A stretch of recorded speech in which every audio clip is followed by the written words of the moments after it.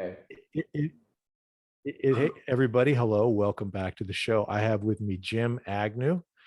Jim, say hey. Hi. Jim and I were just talking about the business side of Hollywood.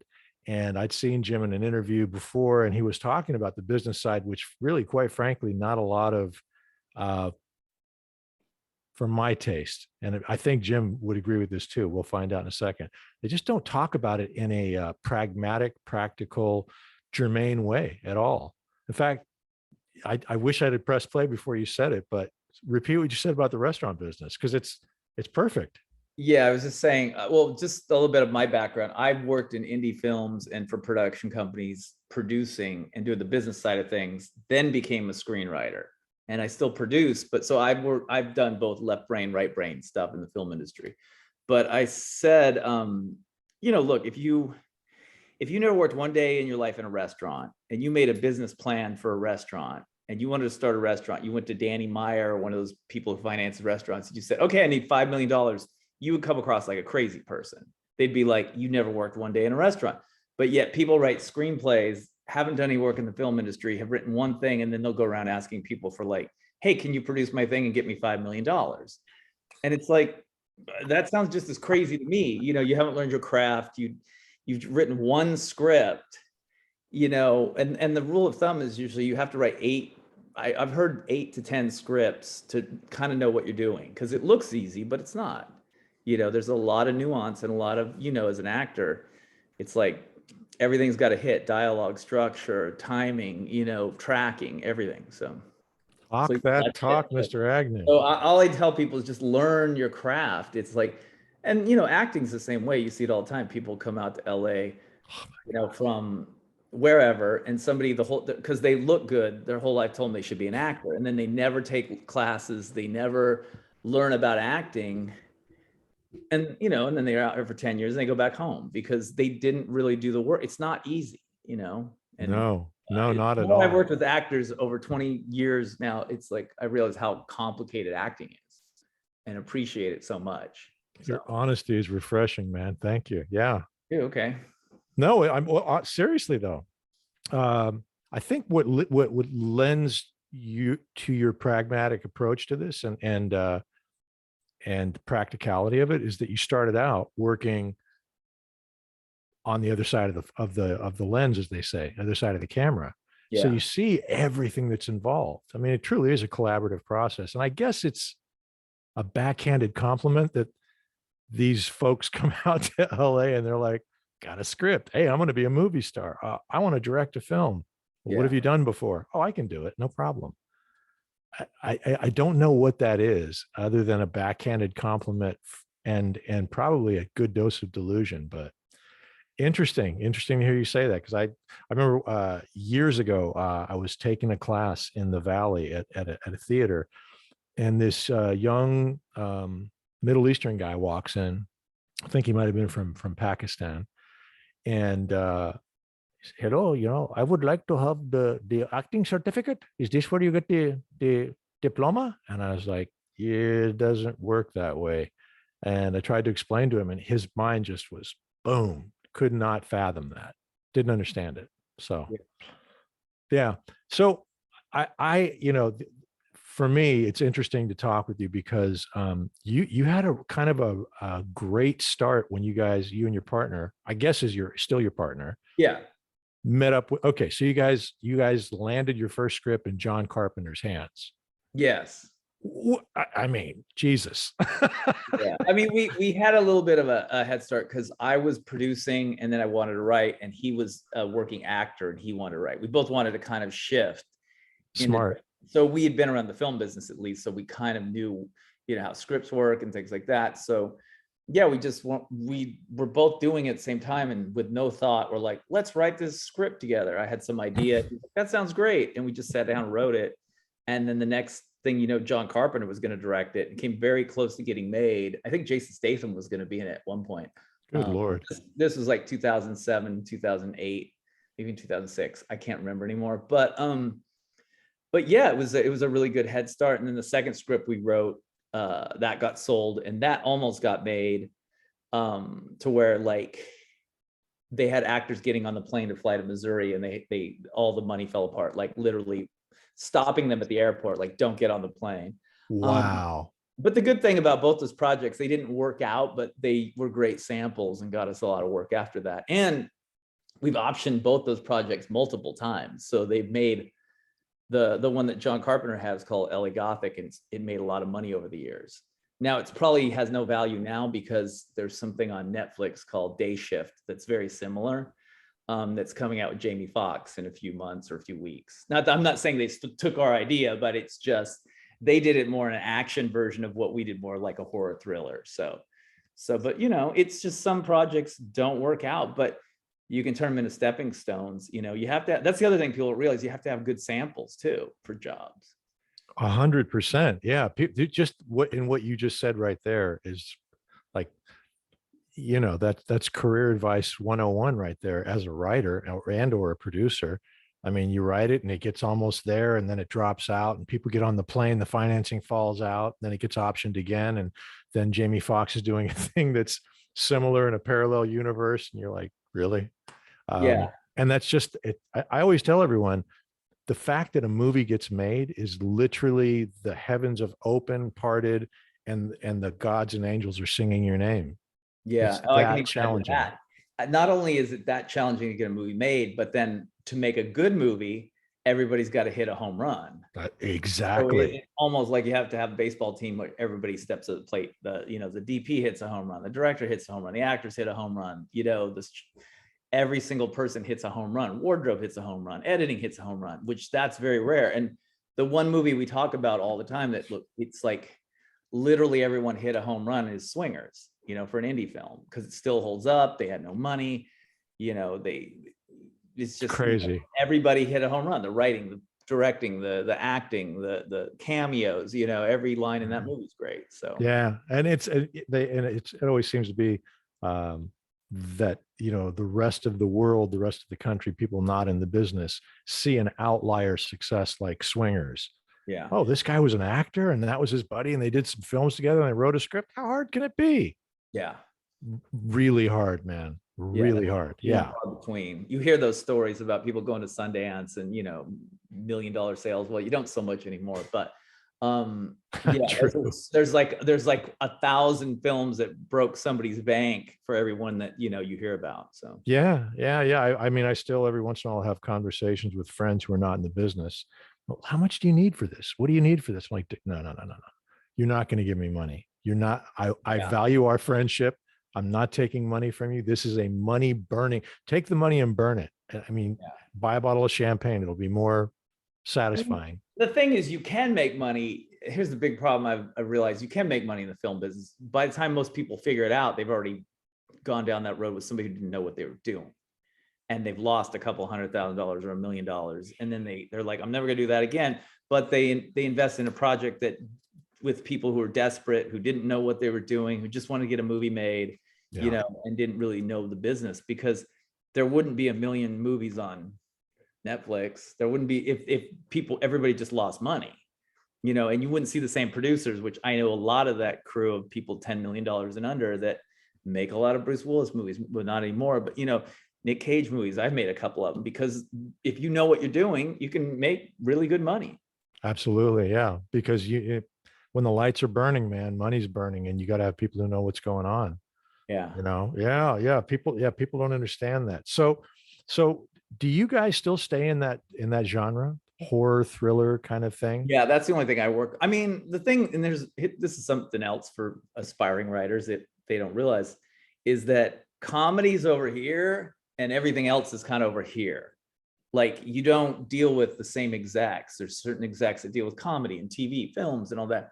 And then kind of genres over here. And they kind of don't cross streams. You can cross streams, but then you have to have like almost agents and managers that specialize only in comedy, and, you know, execs that only deal with comedy. So they, maybe with TV now, it kind of blurs the lines a little bit more, but it used to be very much like you did not talk to comedy people. You kind of, that's over there in some corner. That's a hard learned lesson for people. They just take a comedy up to someone who does psychological thrillers or whodunits, you know, and they're like, what am I supposed to do with this? It's a skill set and most people don't realize it. I'm thinking about if I should share. I probably shouldn't share a story. My wife's got a, a deal in place for a script she wrote first time out of the gate, and it's with a producer of renown, and used to run a couple of the studios in town over the years. And the first thing everybody wants to do is come in and piss all over it, because Yeah. they want to have that IP, they want to have a producer credit, they want to have the director credit, they want to have everything else they can get in it. And has that happened with you guys much? Oh yeah. Well, I mean, are you talking? Does she have a TV show, or is it feature? It's a feature. Okay. No, It's a feature I don't film. know. I've noticed in features it doesn't happen as much. TV, it's like you have so many levels of production company, network. I've sold a couple shows and written some pilots. I've never had anything get on the air, but I've been through that process, and there's a lot of people involved. I've been in notes meetings where there's like 12 execs in the room. Good God. Yeah, and then you get, and I mean, that's when you've evolved to a certain place. Like we sold the show to ABC, and we'd have a lot of notes calls, and they would have somebody transcribe them all, which is great. I'm like, okay, this is totally luxurious for a writer. I don't have to like write anything down. But there's just so many, and then the showrunner had notes, and the producers had notes, not the production company, the producers. It's just, so you have to interpret. I mean, a lot of it's interpreting notes. Because the go-to thing, I think, when people don't like things, they sometimes can't dissect it, and they go, I don't feel for the characters. That's kind of a very general, I don't like it, but they can't tell you why. So you need to figure out why. What percentage of how can I frame this? Did you ever have any interest on that topic, not note, psychology or human behavior before you got into this business? Yeah, you have to kind of read the room. You have to kind of realize that you're only going to win some battles, and what battles you need to fight.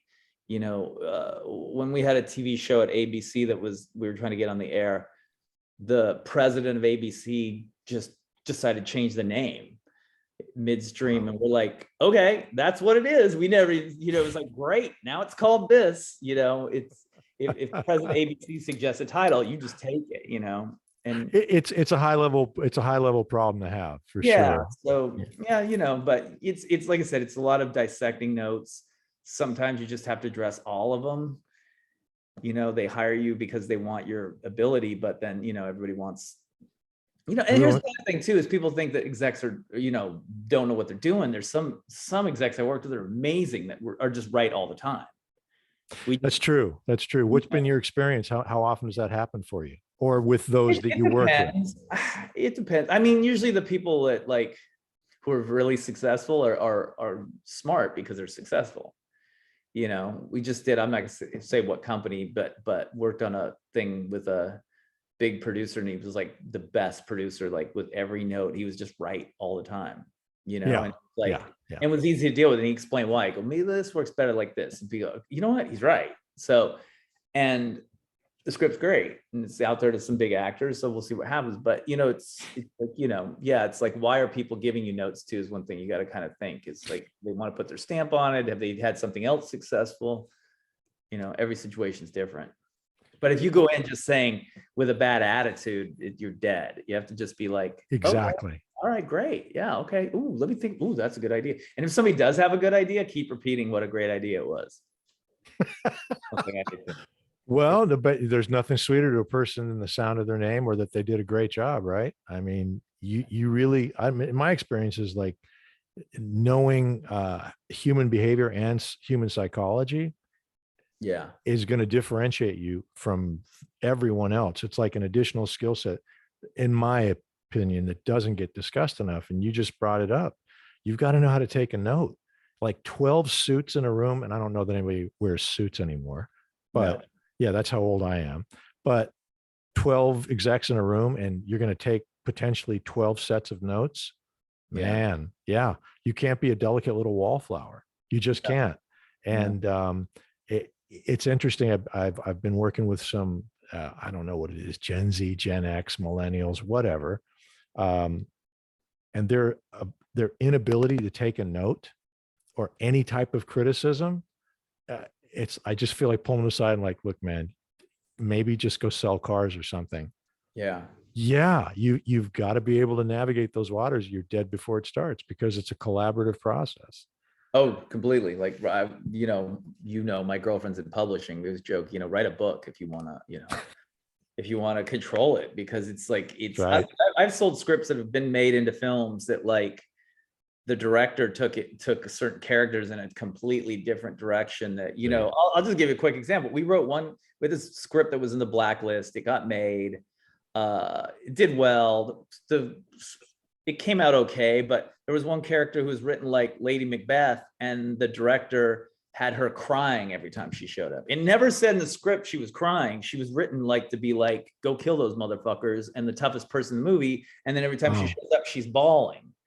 So he just didn't get it and completely destroyed that character, made it like, a whiny, crying woman, when she was written to be like the toughest in a gangster movie, the toughest person in the movie. What a strange choice. Total 180.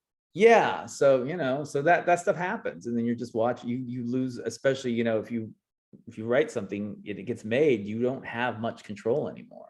No, truly, no, none at all. It's so funny, like, because you're doing the same thing. You have to couch what we can say and what not say, because you don't want to upset the apple cart. You definitely don't want to burn any bridges, because it's emotionally intelligent. It's a collaborative business, right? Yeah. I can't say that. It's it's a good story. Yeah. If we were face to face, you can't say, maybe you shouldn't say. So. Yeah, no. If we were together face to face, having a drink or having something to eat, I'd tell you about it. We could compare notes. You said it doesn't happen in features for you as much, but I've seen it happen just with my wife 4 times now, with very big, big names.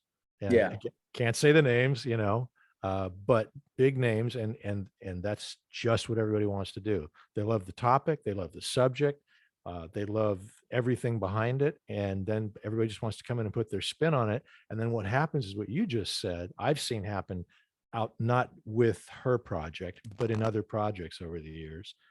Somebody comes in and takes the hard ass woman, the Lady Macbeth character, and she's a weeping willow in every scene. Like, yeah, what the hell happened there? And that's what got made versus what we came in with. Yeah.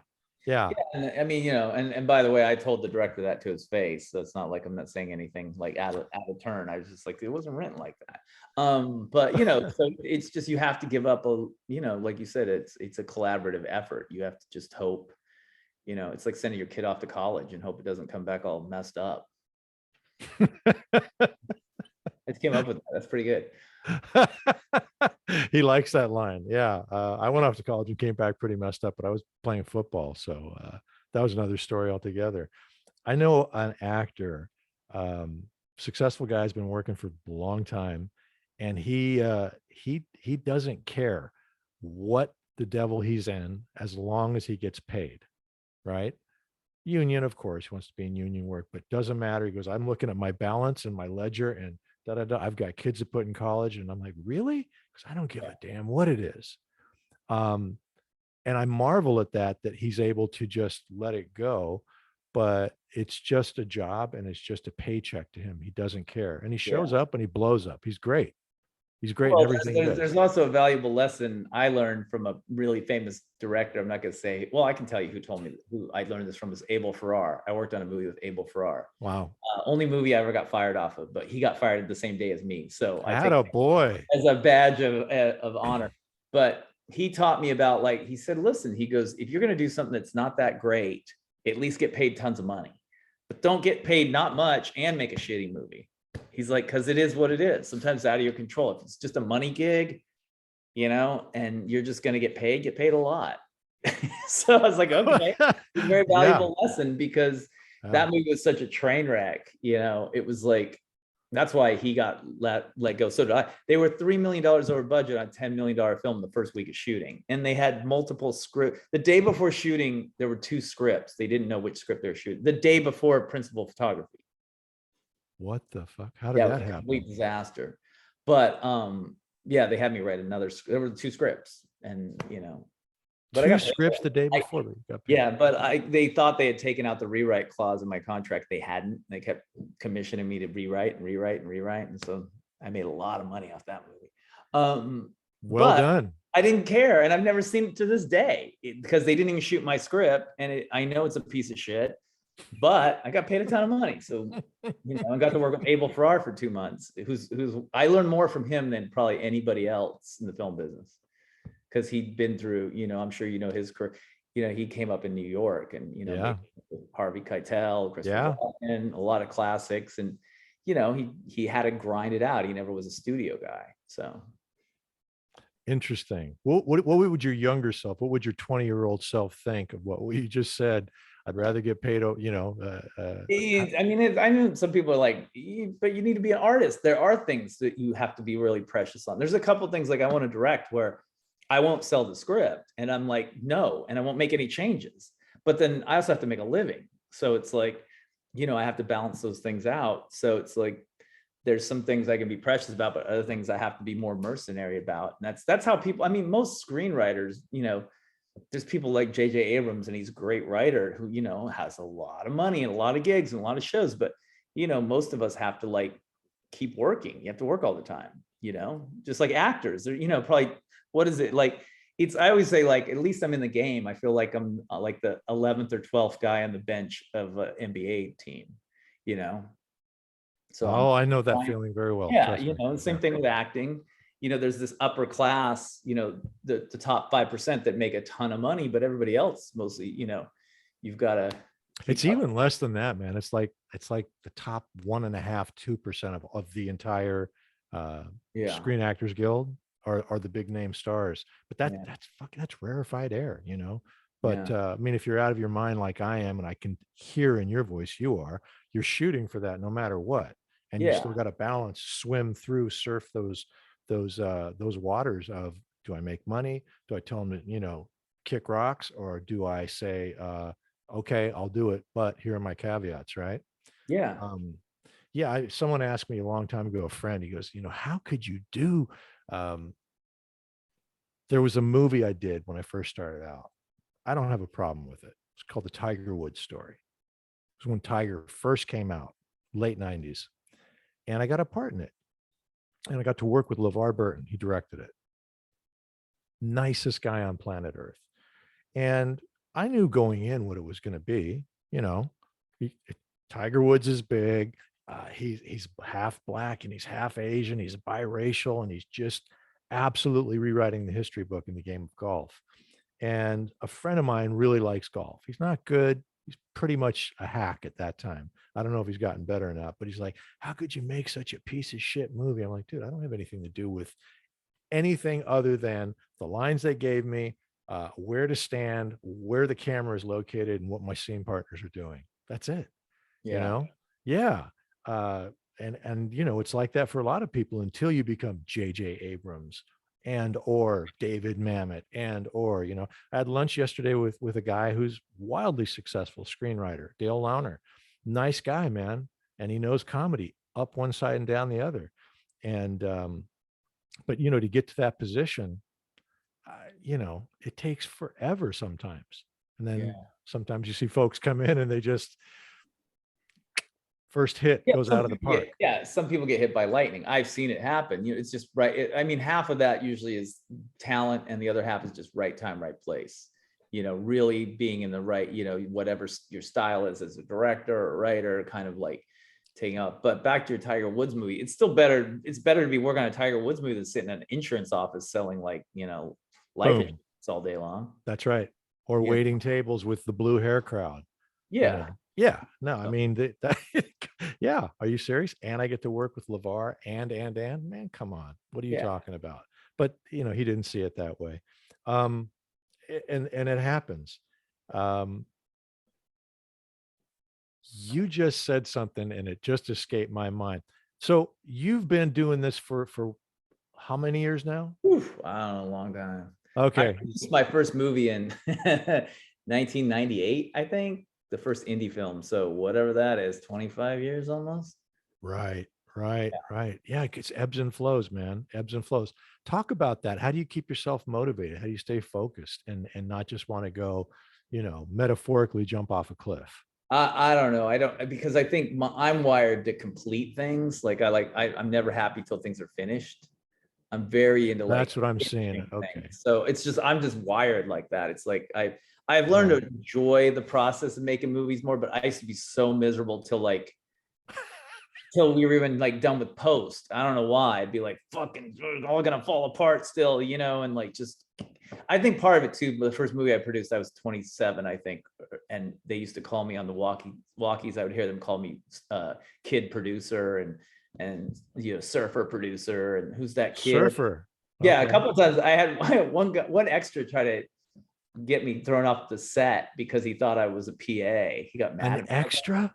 Yeah, he went up to the first AD and the first AD goes, that's the producer, right? For anyone who's listening to this and doesn't know what that means, the PAs are the production assistants, and they basically the gophers. They go for this, they go for that, and they just take endless shit. And that's just how it works in the business. But I was the And one signing everybody's checks. right. But And when you're background, shh, don't say anything. Get to where you need to well, be. he was a And feature extra, so I think he thought he like had some power. Yeah, it was kind of funny. But so why'd they call you the surfer guy? Just because you were 27, or well, did no, you I have? would hear the crew call me that and stuff. They'd be like, yeah, because I was so young. I was like 27, like the electric That's pretty. department. I'd hear the gaffers, like gaffer talking to one of the electric guys, like, oh, the surfer guy told us to move the generator, like Wow. things like that. So I think I had developed a little bit of being too much of a hard ass for a while, but then I became more, relaxed about things. I enjoy making Okay. films now more, and I'm trying not to be miserable through the whole process. Where did that drive come from? Or was it more less drive? No, there's drive there. I see the drive. I I can mean, hear no, it. I think I just have a chip on my shoulder. So it's just Where do you like, think that came from? because I grew up in a pretty white trash town about 60 miles outside of LA with not much, Right on. so I Okay. just have this like, I'll show you kind of. I think when I left there, when I was like, I left right out of high school. A friend of mine always tells a story. Like I told a couple people we were working with that summer, I go, yeah, I'm moving to LA. Mind you, it's only an hour away.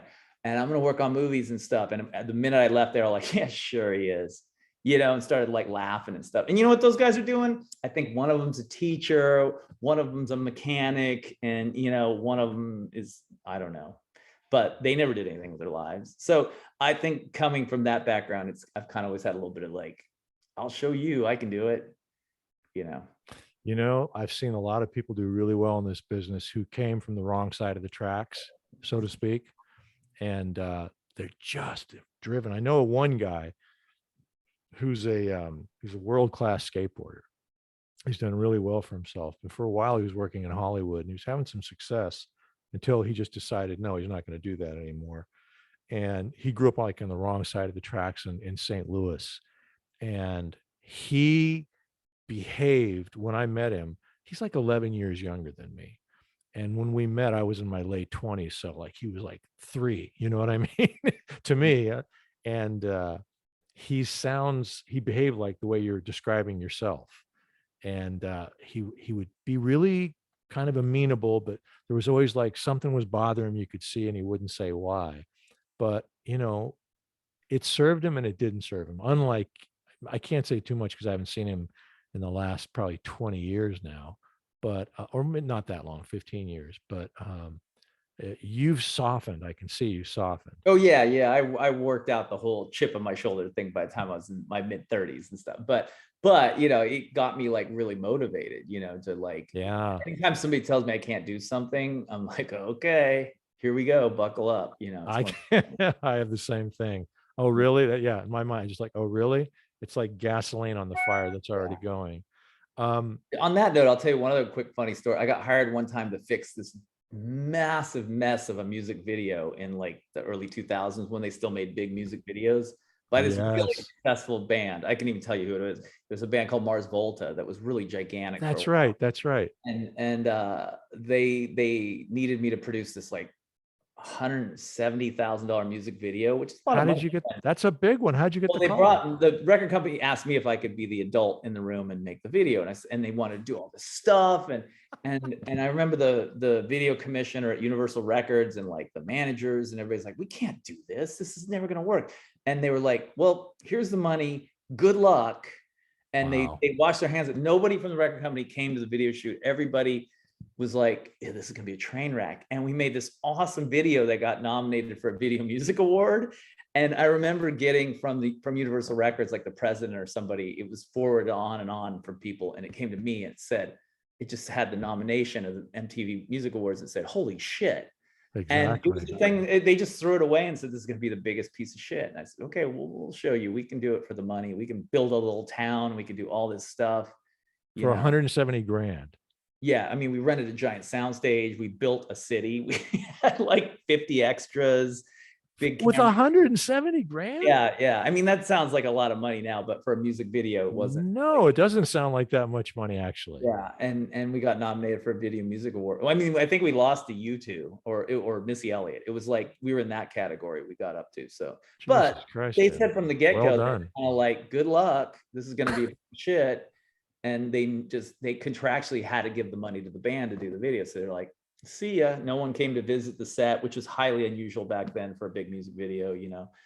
And that was like, they were a big band at the time, but we showed them. So it was like, you know. Did that get you a lot of attention outside of the? No, absolutely none. Exactly. See, isn't that crazy? Isn't that crazy? Nominated for a Video Music Award as a producer doesn't help you at all. I mean, actually, the good thing was like the Universal Records was like, wow, this is great. We're going to get you more work, send you more work as a producer. And then literally the whole music video like world kind of imploded. Like, you know, the budgets went down. That's when Spotify started coming out, all those things, you know. So yeah, that's not a good business to be in. But again, it just goes back to like, if somebody says you can't do something, you just have to, you know, it has to be plan A, B, C, D, and just figure it out. Yeah, I mean, the best laid plans, the old Mike Tyson adage, everybody's got a plan till he gets smacked in the mouth. Yeah. And, yeah. So and I'm sure you see it with directors you work with too. It's like, you know, you have to like have your shot list, but then be super flexible on the day, or else you're stuck trying to do some dumb shot. The whole crew's sitting around for 4 hours. Nothing's happened. Oh my God. Oh my God. Yeah. Yeah. It happens. It happens, man. And you know, with the best prepared directors, those moments where they're like, fuck, we didn't think about the light. Oh my God. We were planning this during the spring. We're here in the fall. Oh my God. Right. That moment, some magic can come out of it just because they're still so prepared ahead of time. Yeah. So there's that degree of improv that has to be available at all times. And you know, if you can't do that, I don't know what to say to you. It's imperative. Yeah. I did a music video 2 years ago, a year and a half ago with Camilla Cabello. Is that her name? I think. Exactly. Sorry, she's a talented young lady doing really well, and it was a big deal, man. It was a big deal. She was with Epic, and I swear to God, the entire label was there. Her team was there. I think we had about a cast of probably, God, man, must have been 50 people. It was insane. It was insane. That's why you're saying 170 grand. We built a city and we rented a sound stage. Like, I think they spent $170 on food for the 4 days they shot that, you know? But the end product was, you know, it was fun. It was great. Yeah, there was other stuff going on in the music world on that set, which I'm sure you may or may not have come across. It's a different world than Hollywood. Yeah. Oh, maybe even a little like skeevier. I was just going to say a little rough. Like, I think a little bit more like they're not looking for longevity, at least in the film business. You know, everybody knows they've got to build relationships, and you know, you have to, it's the long game. So music doesn't feel like that. It's more like, what can you give me now? Yeah, what do you think that where does that come from? Because it doesn't make sense to me. Just normally you I have don't to, know. I don't know. I think because people come up through different systems in different places. Like, it's like in the film business, you're kind of in a business, whether it's an actor, writer, and music's all over the place. You can become big in one town. They bring you in, they sign you to a deal. You're not kind of all part of the same. That's a good note. Yeah, that's an astute observation. I would agree with that. Because you can literally come from anywhere. Yeah. I saw a thing, a rapper, his name is T-Pain. His biggest hit, I guess, is called Bartender. I don't know. Like, I stopped caring about music a while ago. Can't believe I'm saying that, but I did. And he started out he made his hit in some hotel in Jamaica with his laptop and a Yeah. mic and I don't know what you call it, but like a little beatbox system. That was it, man. And Yeah. his headphones. Well, I think part of it too is in the music business, people bring their entourage, their managers, their agents from their regional stuff, where film industry isn't like that. You come out here, you get one, it's part of the system. So If you're that, fortunate enough, yeah. yeah. Speaking of which, how long did it take you before you landed representation? How much effort did you put into getting representation? When my writing partner and I first started writing, we did that John Carpenter thing, and then we sold a second script. We only had a manager, but when we sold the second script, it was in the Hollywood Reporter, and we had I was going to say they came knocking. Every agency called us in the world, like the next day, called our management company. So, yeah, I don't have a manager right now. I have a really great literary agent, but literary manager. But I've been with APA, Paradigm, ICM, for, and sometimes they're beneficial. Sometimes, it's all about the agent, not what the sign on the door. So I've had some really great agents and had a couple that maybe didn't work as hard, but Yeah. I have a great manager. So I don't, I talked to a friend of mine yesterday who was a really successful TV guy and producer, and he was like, I like just having a manager and a lawyer. He's like, I don't really need an agent, and I think part of that's because we hustle so much of our own stuff. On that note, I knew Stephen Bochco, and really nice guy, prolific, obviously. He and David Milch, and he refused to get repped by an agent. He's like, all I need is a good lawyer. And he found his lawyer and he stuck with him. And, the rest is history. And now, as I say that, you look back, you have to develop your talent, right? There's a spark there, right? But then you have to develop skill sets and then your talent and keep showing up every day, which is what you've been saying in between the lines, right? But then, you really need a stroke of luck. You really do, and without it, you can just toil forever, Yeah. And you have to be easy to work with. That's the thing, I've become more easier to work with. It's like, because people don't, especially people that have been around or successful execs, don't want to deal with people that are pain in the ass. Yeah. Their life is complicated enough. They've got a lot of pressures themselves. That's the thing, is like, I can kind of step outside myself and feel for the execs and people who hire us, and things, because they got a lot on their plate too. So it's like, you don't want to you don't want to bug them. You don't want to be a pain in the ass. You just kind of have to, ask the right questions, It's very smart. No, that's very smart of you. I watched a lot of people do the exact opposite. I try to do the same thing. Any set I go on, I just remind myself, look, dude, you're just here to move along the story. If I'm there as an actor, yeah. If I'm there as a producer, then you know what? You better have the answers and find out how to get X, Y, and Z solved stat. Yeah. Yeah. And if you're directing it, good luck to you. Especially if you have a prima donna. Haven't ever really worked with too many prima donnas ever. And I try to always do the same thing you do, stand outside and like, why are they saying this? Where's this coming from? But that comes back to that. Yeah. You got to understand psychology. You got to understand human behavior. What's driving everyone. Would you agree that the biggest fear is probably the biggest thing that drives the business? Everybody just wants to work another day, because it really is a gig economy.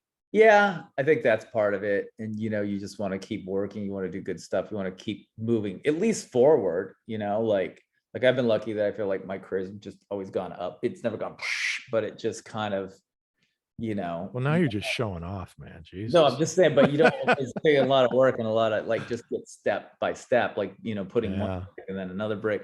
But it's, yeah, you just want to, you know, yeah, it's, if you can get to where you just make a living acting, writing, I've been lucky. I've only had to write for a living I've been making a living on almost 20 years now, just writing. You know, I haven't had to do anything else. So it's great. And you want to keep doing that because as you get older, there aren't a lot of options. But Can but you it's imagine yourself going out and getting a square job right now? Seriously. no. Um, Exactly. Exactly. Like if no, I mean, everything no, came, it depends. I've been, as a few people have talked to me about exec jobs, especially the last few months, like, you know, at some production companies, and I entertain it, but I more position myself or do some consulting. I'm doing some consulting for things here and there. So that's kind of fun because it's just more business and some right? creative, but it's just, you know, getting asked a lot of questions and getting a little bit of money for, you know, Yeah, but help. people listen to you when they're paying you, True. as opposed to people who don't know what the hell they're doing, don't listen to you, and they ask a million questions, True. right? There's that. Right. Yeah. Yeah. That's untenable for me. So, since we know your significant other, how did you two guys meet? Because you come from not dissimilar, but definitely different backgrounds, We met, career wise. she tells people this, so I can tell. We met on a dating app, Okay, but she's the she fancy she one, plays it close to the but vest. but the fancy one, Raya, the one that's hard to get on. Don't even know what Yeah. that means. Yeah, Okay, it's yeah, but we yeah, like it's the 4. 21st century, man. Everybody does. I think the stigma of any Oh yeah. stigma that's long gone. I have a few guy friends who you know, don't want to get on dating apps, and they try to go old school and meet women out in bars, and then they're like, there's just a bunch of women hanging out with other women looking at dating apps. Literally, that's And what. I'm Yeah. like, yeah, people don't go to bars to meet people anymore. Like, you know.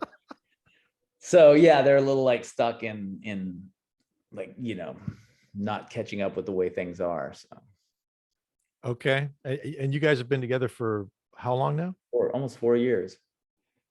So then there Yeah, you should, this should be a paid endorsement for Raya.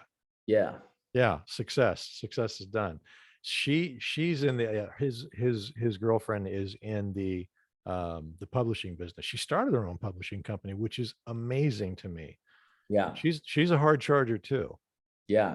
Definitely. They have more clients than they know what they have to turn people away. They're so busy. Amazing. Good for her. Yeah, good for her. I don't even know how I ran across Anna. I have no idea. But she's got a unique voice, not literal speaking voice, but a unique voice and an approach, and it's endearing. Um, I talked to her, I interviewed her. It's been like about a month ago, and she said something. She goes, "Oh yeah, I know I'm a full something like I know I'm a narcissist, but I'm okay with it." She's not. But I'm not surprised that you know, don't know or know how you know her, because she just knows everybody. So it's like, Well, you that's know, who she is. She's got that personality. She yeah, just goes up and talks to you and chats everybody up. yeah. Yeah, it's remarkable. You're a little bit different. You're not that guy. I'm the introvert. She's the extrovert. Aha. That's wild. So how do you put up with the extrovert I think it's great. in the business world and in your I relationship? think it's great because the extrovert does all the talking. I don't have to talk so much. Aha. So how are you doing? This is like pulling teeth for you.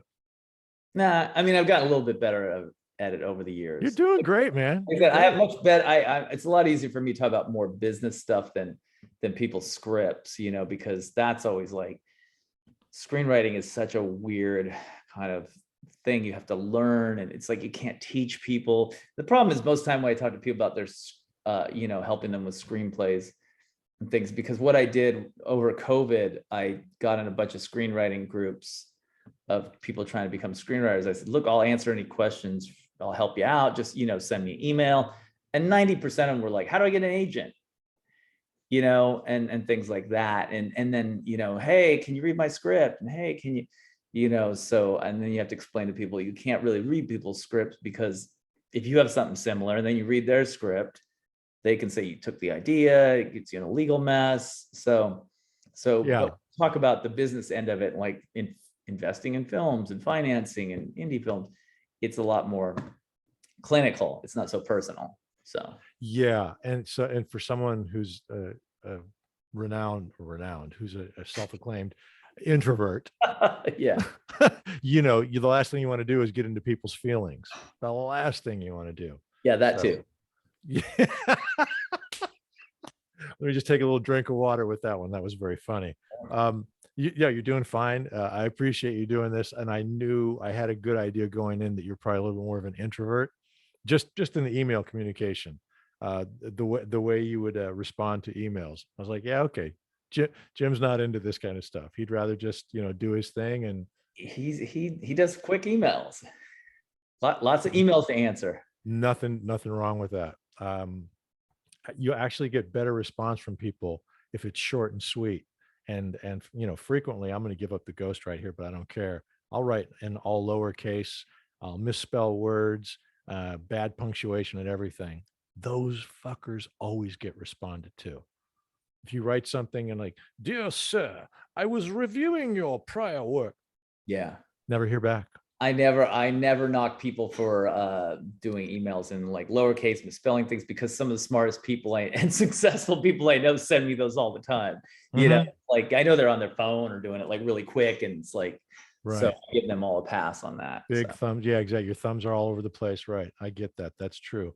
I haven't sold a screenplay. I certainly haven't worked with John Carpenter or anything like that. And I'll have people who will reach out to me asking me to help them get an agent, sell a script. Will you read my script? And you have to go through this whole process. And I don't mind it as much. Me, I guess I lean more towards Anna. I definitely know how to work a room and talk to people. But when those times are over, I like to be quiet like you, like, shh. Yeah, I do try though to get. I always email everybody back though. I don't, no matter. Oh no, I'm not even up. I'm just no. This is I always get back to people. Well, that's easy to answer email, not talk to people. But but and most people are not ready. They're not at a level like ready to like even sell a script. Like like, a majority, right? Wouldn't you say? Yeah, and a lot of people they wrote a script about their uncle, and his crazy story and stuff. And it's like, you got to realize, like, the only reason a movie gets made is because some name actor wants to do it more than anything. So why does Brad Pitt want to play your uncle? You have to kind of ask yourself those questions. They don't know that yet. They don't know about the business and too close to it. Genre. And then like with comedies, I have to tell people this all the time. It's like comedies do not translate internationally. So they don't make they don't. Romantic comedies and things. What's funny to us in the United States is not funny in Taiwan, or Thailand or India, but that's why there's so many action thrillers, because they know what a car chase is and they know what guns to the head are and they know what kidnapping is. It translates and people have a very hard time understanding that. And you really don't have to think too much. No, that's Yeah, my father's 88. If he doesn't want, I call it murder, death, kill. If the movie's not murder, death, kill, that guy will be passed out cold within 5 minutes of the movie starting. Just he knows what he likes. I feel bad for my mother because she wants to try to watch, a drama with character development and storyline. No, he just wants to see, whoever it is beat the hell out of whoever the other bad guy is, and press on. Last question. What's the thing you're most proud of in this business? And that you've done, that's happened to you? What's the thing you're most proud of? I don't know. I don't have one single thing. Cool. So what's the first thing that comes to your mind then? Just I'm most proud of the fact I've been able to do it for a living. Amen to that. Yeah. There's nothing that's like, I directed one small movie. I'm proud of that because that was just $100,000 tiny film that, didn't, it's on Amazon Prime and you can watch it for free there, but it's called The Capture, but it was tiny and I want to direct more. So I think someday when I get to direct my next film, that'll be something I'm really, because you have a little bit more control as a director too of your own stuff. So do you have something in the pipeline right now? Yeah, a few things. I'm up for a few jobs and trying to put some things together. So I think that's what I'll be. My shining achievement will be when I direct something, a bigger film. Something you've written, or okay. Okay. So This is the only way I can get it. I mean, I've directed one small film. The only way you can really direct is you have to have something that people want to make, and you go, well, I'm not selling it unless I direct it. You know, Tarantino talks about that all the time, and it's true. That's, you know, how you kind of, you know, you have to do something manageable. I have a psychological thriller that I want to direct that's, you know, like a $2-3 million film. I kept it inexpensive. I know it will attract actors. You know, it's a smart, you know, film. It's all the things that they won't say no to me directing. You know, so that right there is a mouthful. Who anyone who's listening to this who's never made a film or written a film, a screenplay, what he just said is that's like film school right there. Very smart. Very smart. You save a lot of headache that way. I hope I learned a few things. Yeah, exactly. And what you're not saying is you want to own your property, you know, the intellectual property. You want to own that as much as possible and Yeah. fight for that thing. Yeah, yeah, yeah. I mean, the Or old get paid a ton of money. well, or get paid a ton of money. Touche. One or the other. Yeah. Touche. Yeah, I mean, yeah. I still want still want control of my intellectual property though, you know. Yeah. But yeah, I'm not adverse to having a big payday. What's the longest you went? You said without work? Without, oh, I don't know. COVID was kind of slow. Well, I mean, that doesn't really count, does it? Yeah, it was slow for everybody. There was one bad year, but it was 2010 because, you know, a lot of films are financed through, you know, equity investments, especially indie films, and that was after the housing market. You know, 2008 was bad, 2009 was worse, 2010 was kind of really shitty. Yeah, those were bad. Well, that was a major recession. Yeah, so I had one year where it didn't really work much, you know, and yeah, we only had 1 year. But luckily the year before that, I did that shitty movie I told you about where they kept paying me tons of money. So I was okay. Because they didn't know you had your rewrite clause in there. Yeah, exactly. So, you know, so I was okay, but you know, and I stashed a lot of money in the bank. But yeah, I've only had, that was the first time like I was like, oops, I guess it's over already, just started, but then things picked back up, like back. Well, I'm currently in the can't get arrested phase of my career. Although I started this year off, I booked 5 gigs, it was 2 films and 3 TV shows, all of, you know, big projects. And then who knows why? You never get told the real reason why. Poof, gone in the wind. And so, you know, prior to that, the lockdown just, you know, screwed everybody up. So I'm in that phase right now where it's, you know, you really have to learn how to manage your emotional state and keep your, you know, yourself kind of equal, or, you know, what's the word I'm looking for? I thought you got to maintain that equanimity and still keep showing up and pressing forward every day. Yeah. Otherwise, you know, you end up doing crazy shit like waving guns in crowded streets. And yeah, I'm not gonna do that anytime soon, but I'll pace around the house listening to Metallica or something instead. is that your preferred thing? Metal? I like, no, I mean, yeah, I grew up listening to that stuff like crazy, but you know, maybe, you know, sometimes you need to listen to Guns N' Roses, some LA Guns, some Metallica, you know. I don't mind any of it. No, I don't. I like all music. It's not my favorite, but I like it. I was playing Guns N' Roses in the car for my wife the other day, and she just looked at me. She goes, "What is this?" Yeah. But she was, her life was a whole different story. Like she can tell me every classical piece of music, conductor, the opera, everything, left and right. But most, you know, contemporary pop music, no idea. Me neither. But I could tell you, you know, the songs on Metallica's Kill 'Em All. So there you go. So then, okay, so then is that. So you said a small town. Is it a secret? What town? No, Lancaster, right outside LA. That's where Okay, Jesus. My dad worked for LA County, so we kind of moved around and then ended up there for a few years. And that place is a total just pit of despair. I got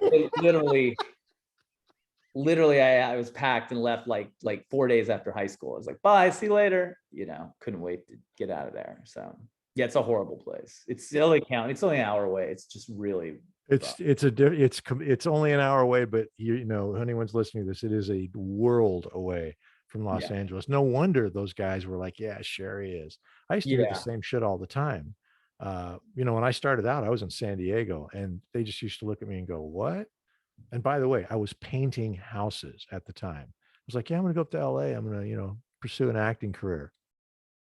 The bunch of open mouth breathing, knuckle dragging house painters who either had a drinking problem, a drug problem, or both. And maybe, oh, I don't know, they were white supremacists on the side. Like, you just, I can feel you. I know a lot. I knew a lot of those people growing up. So, you know. Oh, Jesus. Like we could compare notes another time. We won't go into it. Listen, man, I appreciate you doing this. It was fun. And you did a great job. So I don't know. Yeah. Maybe I'll meet you in real life sometime. I hope so. I almost came to the thing Anna did last weekend, but other things come up. Don't worry, she's got lots of events. I'm quite sure she does. Yeah, no, I'd like to meet you in person. It'd be great. And you can meet my wife too. She's way nicer and way more interesting than me. So come on. All right, Dar. Thanks so much. All right, Jim. Take care, man. Bye. Bye-bye.